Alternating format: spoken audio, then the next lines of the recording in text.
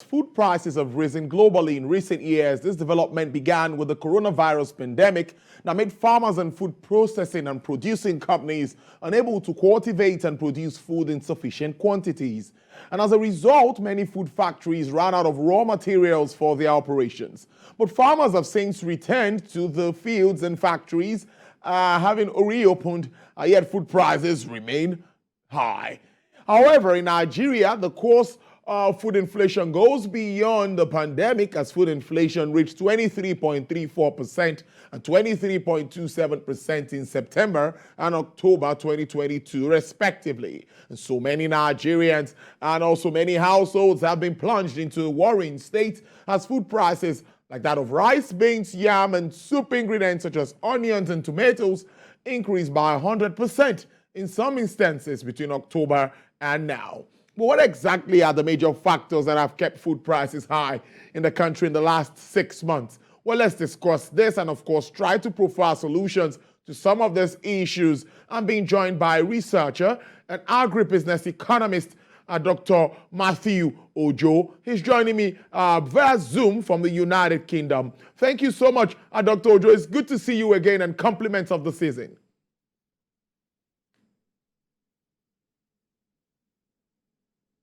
Thank you very much, Tolu, and good afternoon to our viewers at home. Great. Inflation, food inflation now specifically above 23%. It's scary, it's worrisome, despite all efforts being put in place to bring down the price of food stuff in this country. Dr. Ojo, take us through what you think is still responsible for this. We're almost back to pre-COVID levels. And Russia and Ukraine crisis, of course, we know that is also giving us a heavy blow. But what do you think, in your thoughts, is responsible for this? Once again, thank you for having me on your program. And I think it's important that we understand some of the dynamics that has kept food inflation as high as it is for some time now. Prior to the issue of Ukraine war, Russia and Ukraine war, the major contributory factor to food prices going high, apart from when we're having festivities, usually has to do with when we have hike in fuel prices. And so that always translates into higher transportation costs, which eventually affects food prices when they get to the market. So you will look at, just like you mentioned, for October, the food inflation stood out at 23.72%. And that has been, for the past, if you look since March, I think March, there has been increase in food inflation up to now. So for the past 8 or 9 months, thereabout. So that is a challenge we're having. The issue of flooding and all that only came as a variable that now made the whole high food prices, worse. And just as you know, ordinarily at the beginning of the harvest season, which starts around September, you would have expected that, okay, food prices will go down. But because you have flooding coming in now, you have fewer food commodities available for people to sell or farmers to sell. We have short supply and you have more demand, definitely that will impact on food prices. Apart from all this, there is this usual mentality also of an average Nigerian trader that once is coming to the end of the year of Christmas, they must make something additional to what they ordinarily should make. So where you have food prices that ordinarily has gone high, because of the coming celebration of the Christmas or the Christmas season, you are still going to have this market as adding extra. If you ask them, they will tell you it's Christmas. So all these factors will play on what the food prices will be like. And I must tell you, it's not looking interesting at all. I remember that a bag of rice around this time last year, 50 kg, will cost around, is it 17 to 18,000, if I can remember very well. But now, even 25 kg, I got some a few days ago, was sold at almost 23,000 naira. So you can see yourself that all these factors are not really helping. The troubling part of it is when people collect their salary, monthly salary, what we call as economics, their nominal income, they tend to see that as what they have. But in real sense of it, because of this rising cost of food prices, because of inflation, what you are collecting as your monthly salary is actually lesser than the real value, which and that's what we call real income. So if you have people's real income being impacted because of inflation, it means that their purchasing power is impacted negatively. So all this we need to look at in a nation where you have, I think there's a report that was released a few months back by Bill and Melinda Gates Foundation, supported also by, I think, the University of Georgia and others, that stated that Nigerians spend 85% of their income on food. So you just need to see how this whole thing will impact, the livelihoods of an average Nigerian. I'm sure everyone will agree with me that regular monies that you put down to get food stuff and all of that in the house has almost doubled at the moment. Viewers and everyone will definitely want to agree with me. But the central bank continues to insist that all of the initiatives they've put in place is helping to reduce some of this, that it might have been worse than this. I don't know if you agree with this. Anchor borrower scheme is there. They've invested in seedlings, invested in fertilizer, and all of this. But many say that we're yet to see the impact or feel the impact of all of these investments. What is your take? Now, if you remember when you brought the same issue up few months ago concerning the effort being made by the CBN, I did say something there. That look, all this, when you have a structure that is faulty, okay, whatever the CBN is doing can only be termed palliative, all right?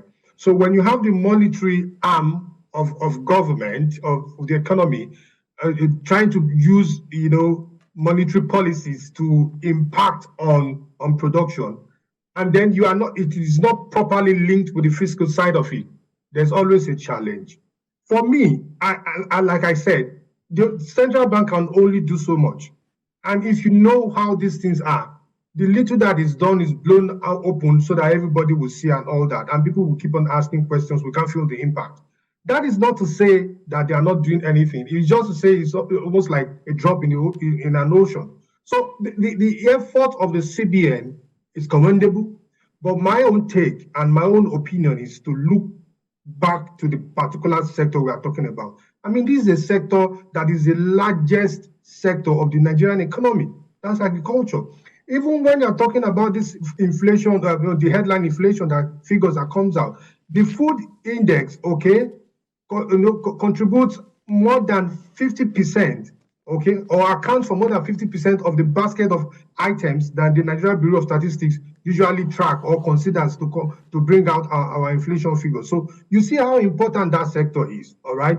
I also look at how many of percentage of the population it employs. So when you want to bring a change that will impact, okay, across board, it is not just pick and choose kind of approach. And that is why I think, all right, the incoming president, whoever that must be, has a whole lot to do if they want to bring Nigerian agriculture to the forefront, if they want to transform Nigerian agriculture.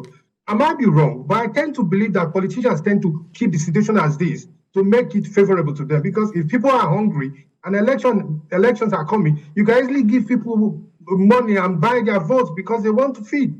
But you look at a scenario where everybody is well fed, or a scenario where an average Nigerian spends only like 15% or at most 20% of their household income on food, you will hardly find those ones being enticed by anybody trying to buy foods. So it's just that what the CBN might be doing is infinitesimal compared to what should be. This is a country of over 200 million, for God's sake. So we need to look at it from that perspective and start drawing agenda for these politicians who are hoping to be in the helms of affairs in the next few months. I always like to talk around this when we speak around agriculture. That's getting youth involved in agriculture, changing that age limit that many talk about. But You cannot get youths to get into agriculture if you don't take advantage of technology and innovation. With this coming together, do you think that more youths will come, proudly take up that job of being a farmer? Honestly, youth are already taking up, and I can tell you there are many young people who are proud to tell themselves or call themselves, farmers, as the case may be. But you see, I think it was few weeks back, I was reading a report where the African Development Bank is trying to support some states to come about or to initiate urban agriculture. In one of the interviews I granted, I did mention the importance of seeing agriculture beyond something that is done in the rural areas.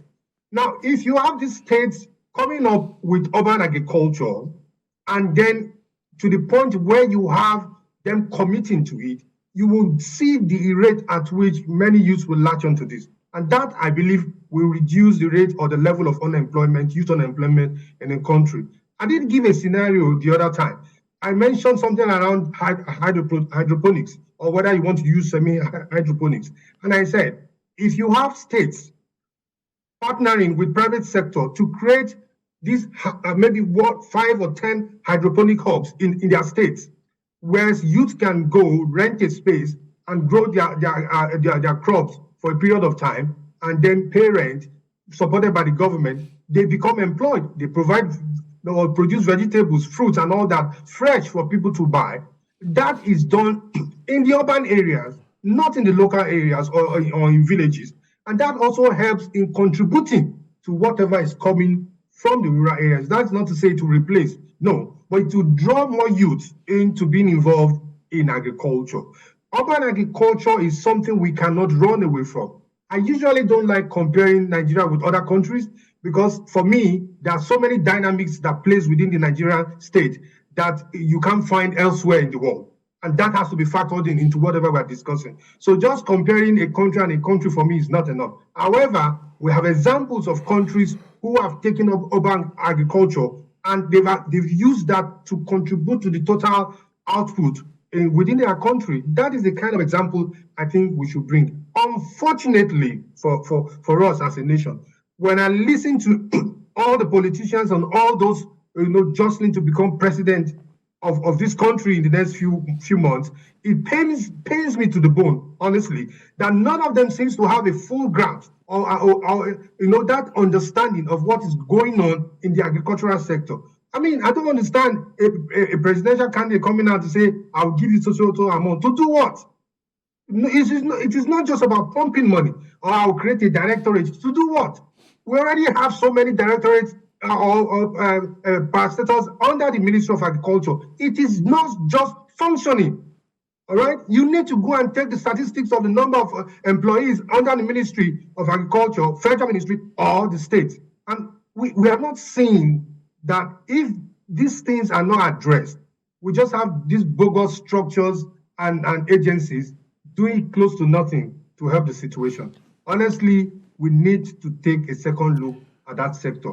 Dr. Ojo, let me follow up on that point you just made and ask you that let's set an agenda for whoever becomes the next CEO of a country with regards to the agricultural space. I know a lot needs to be done, but let's highlight some key points you think should be on top of his agenda, focusing on agriculture. Thank you for asking that question. I'm not a politician and I don't intend to be one. But the good thing is that we can always set agenda for them. For me, I only have 4 key areas that I think the incoming president needs to address. Number 1 is this. The first for me is that the incoming president needs to undertake a total and a holistic review, okay, of the Nigerian agricultural setting. See, you cannot solve a problem you don't have full grasp or understanding of. And that is what I see playing out here. This structure has not helped us over the years. For the past 50, 60 years, it hasn't helped. How can we continue relying on it? We need to look at it. So the first thing is this. I will expect the incoming president to say, look, everybody in the agricultural sector, the first 3 months, we need to sit down and address and review and restructure, rearrange certain things from production, all right, production to transportation, to market, to post-harvest, to processing, to export. So those ones can be broken down. So the first thing for me is undertake that complete overview or review of the Nigerian agricultural sector. That is the largest sector in the economy, for God's sake. The second thing I will expect, and I think they should look at, is the issue of funding. You see, in 2003, the African Union and and NEPAD, produced a wonderful document on agricultural development in Africa. We are also part of it. And in fact, the forward to that document was written by our very own President Olusegun Obasanjo. And one thing that was taken out from that is usually referred to as a Maputo Declaration, is that member states should try and put down up to 10% of their national budget to fund agricultural development. I must tell you that nothing of such has happened in the country. In fact, since this administration came in, national budget to agriculture has not gone beyond 3.6. 3.6% was in 2019. Last year's own, it was 1.7%. All right. The one for 2023, I read it somewhere, is only 1.1%. So can the incoming president give us that assurance that the agricultural sector, we will work towards ensuring that in the next 4 years, 10% of the national budget, I'm being specific here, goes to agricultural development, and then impress it upon states as well to also do the same. You see, states don't consider agriculture as important. They look elsewhere where projects that can bring them money or put money in their pockets can be funded. So agricultural funding, developing agriculture needs funding. Budgetary allocation should be shored up to 10%. Whatever has to be done needs to be done in that aspect. The next area I want the incoming president to focus on is in data. Invest in data gathering. The reason why certain things cannot be handled properly in this country is because we don't invest in data collection or gathering. We just make a guess and we want to address issues without really understanding what the situation is like. Data is important. The federal government in the agricultural sector needs to overhaul our system such that it enables effective data gathering for development in the agricultural sector. And lastly, Tolu, is research. When I say this, at times I have to be careful. But then it's important. If we must make progress in the agricultural sector, research has to be looked at. Now we have up to, close to 20, if not more than 20 research institutes under the agricultural sector. But then the question you ask is, what is the contribution of these institutes or research institutes to agricultural development in Nigeria? Are they well funded? Do they have a structure that ensures or enables self-sustenance? You don't have it. So if I take one, for example, there's the oil palm research that is located in Benin.